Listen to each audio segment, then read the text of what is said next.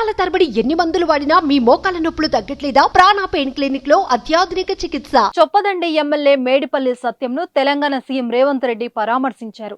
2 రోజుల క్రితం ఎమ్మెల్యే సతీమణి రూపాదేవి ఆత్మహత్య చేసుకోవడంతో అల్వాల్లోని ఎమ్మెల్యే సత్యం నివాసానికి వెళ్లి ఆమె చిత్రపటానికి పూలమాలలు వేసి నివాళులర్పించారు. అనంతరం ఎమ్మెల్యేను ఓదార్చి కుటుంబ సభ్యులకు ధైర్యం చెప్పారు.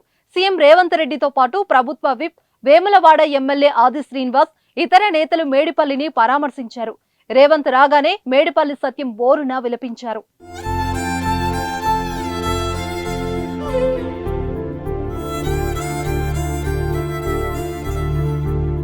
ప్రభుత్వ ఉపాధ్యాయులుగా పనిచేస్తున్న రూపాదేవి గురువారం రాత్రి ఆత్మహత్యకు పాల్పడ్డారు. హైదరాబాద్లోని అల్వాల్లో ఉంటున్న ఇంట్లో ఉరివేసుకుని బలవరమరణం చెందారు. కుటుంబ విభేదాలకు కారణంగా ఆమె చనిపోయారని ప్రచారం జరిగిన కుటుంబ సభ్యులు వాటిని ఖండించారు. భార్యాభర్తల మధ్య ఎలాంటి విభేదాలు లేవని, అనారోగ్య సమస్యలతో రూపాదేవి చనిపోయినట్టు క్లారిటీ ఇచ్చారు. ఎమ్మెల్యే మేడిపల్లి సత్యం రూపాదేవి 10 ఏళ్ల కిందట ప్రేమ వివాహం చేసుకోగా వారికి ఓ పాప, బాబు ఉన్నారు.